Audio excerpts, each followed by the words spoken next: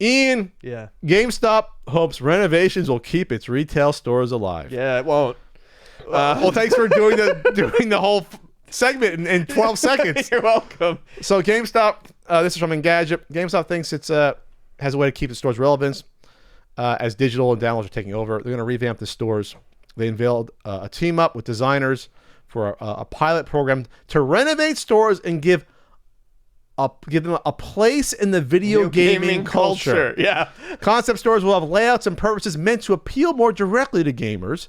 A lot of misogyny in there, I'm sure. A lot of toxicity. Yeah, a lot of toxicity. Baked in. Maybe just a big barrel of sludge in the back corner. You'll have new ways to try games before buying them. Wow, that's ingenious. If the only thing I could have thought of that before, like a TV and a console setup. Shops that cater solely to retro games and hardware. Oh my God.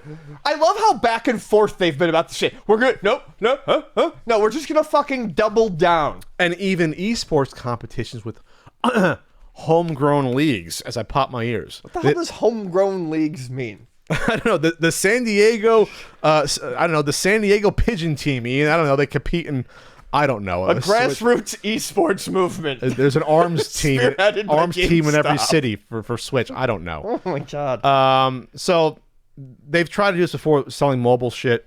They sell, when you walk into my local GameStop, it's semi hot topic. They got a bunch of Funko Pops and they got T-shirts on a rack, and they probably don't sell that well. Yeah, every time they try to appeal to the fellow kids, it fails for them. How do you do, fellow kid gamers? It's not working. Their first idea was, well, let's put all these cool toys and stuff in here. People want to go to a place that caters to the gamer lifestyle, so we want to be able to get, pops and weird candy and Joker T-shirts. Well, this is the auto guy CEO's plan probably to do this. Yeah, the AutoZone guy. And people, I still laugh at the people that gave us shit for that, saying, "Well, he has experience with retail. What he's selling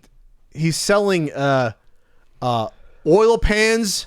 And he's selling spark plugs. He's selling stuff that every auto owner needs, that there will always be an evergreen market for. You can't buy a digital oil pan and have it work. You're always going to need soap replacement on your windshield wipers. You're always going to need extra fluid. There's not going to be a digital version of that that's going to wipe out half an industry. I've got some extra fluid. Do you? Yeah. For those idiot commenters? So, what was I going to say? So, in all seriousness, if they get rid of the Funko Pops and shit like that, if they can get rid of the T-shirt rack that's only walking as $10 for a shirt, if they can rein in the T-shirts and the pops and some of the toys. Some of them, they can keep toys and not have half the store. They don't need to not have any of them. That's fine. It was just they didn't do this at all in half measures. You mean they went from if they limit it? Yeah. Sorry. Anyways, it's dying. It's dead. When they decided to start throwing the toys in, it was all pretty quick. I just walked into a GameStop one day and I was like, "Whoa, what is this?" So, yes, small amount. Everything limited.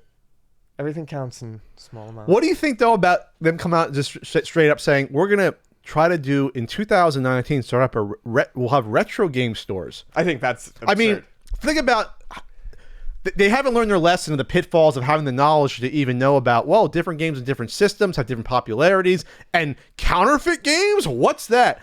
Now then, you're going to have to train up employees to be experts at a dozen different game libraries. Even if they limit it to we're going to limit it to 10 different game libraries only, you still have to train up the employees to know what the hell to watch out for and what's hot and what's not in all these different categories. That's not something you can easily create a database and plug into a system to look at the values of stuff. Yeah, no, it's not. This is entirely complicated to do. They're going to reopen the can of worms if they do a pilot store to begin with, which I guess they have to, or do a few stores. This is unmitigated disaster. Yeah. If they even tiptoe into the retro game store market, with Ian, you should probably say, if your advice would be to people if they want to open up a game store, a retro game store this day and age, you probably say no. No, I'd probably say no. Yes, I'd say that. My advice to you is don't and plus, the market's a lot smaller than they're going to think when they put in all the time and money to open up a retro game store somewhere, get the stock, and then put it in some city somewhere and realize that, well, there's not as much interest as we thought to sustain this. Especially because mom and pop stores are closing.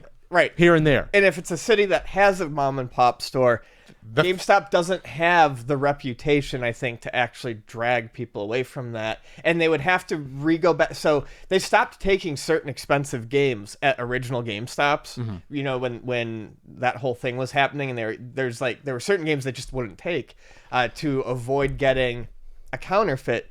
If you're going to open a retro game store, you can't shy away from that. You have to learn how to do it. You have to be able to take in the big ticket items and then move them.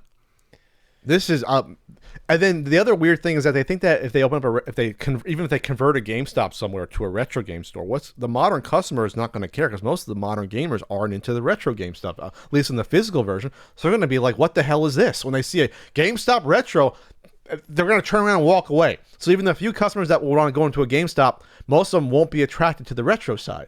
So the whole thing is a losing proposition. You'll find, like we do with walk-ins, a lot of the customers will go, "Oh, this is cool. Reminds me of my childhood. Do you guys have any more PS4 games?" "No, that's what I got right now." "All right, well, I'll see you soon." And then they don't see them leave. again. Yeah. Yeah. So whenever we do another GameStop follow-up story, in the past we both said, "Oh yeah, 5 to 10 years is about the lifespan of GameStop that they have left." Every time a story comes out like this, I deduct about 6 to 8 months off of that time frame. Yeah, we're just shaving. I think we said the past podcast we're down to like 3 years max. I think I'm down to about 2 to 2.5 years at this point.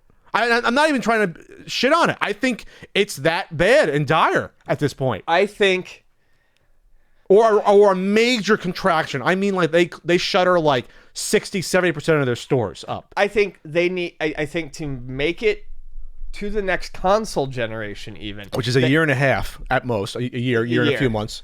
I feel like they need to have a decent Christmas, which is, who knows, because there's nothing. It's like we're at the end of 2 generations, so there may. I mean, other than the Switch, there may not be a lot of people clamoring for big ticket consoles right now, and then they're gonna have to shut down a lot. And honestly, depending on how distribution and how everything shakes up for the next generation, I don't know that they'll make it through PlayStation 5 and Xbox Scarlet. And even if they do, in theory, I mean, they're not making probably a ton off of the consoles. It's off of the peripherals and things like that.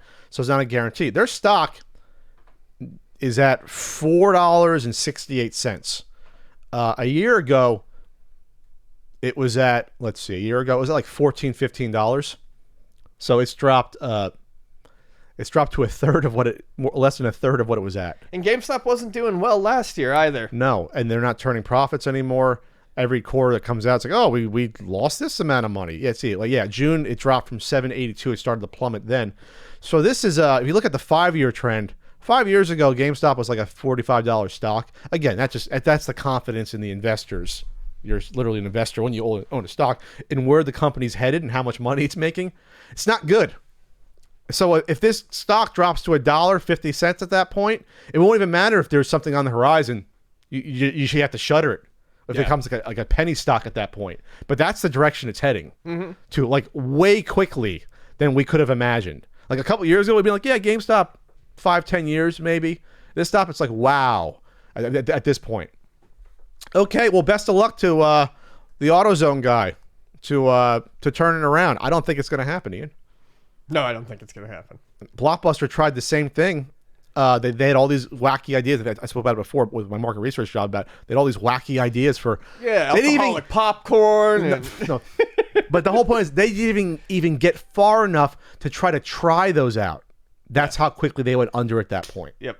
It was within a couple years after these wacky ideas, they said, no, we're done. They didn't have a chance to renovate their stores. All right.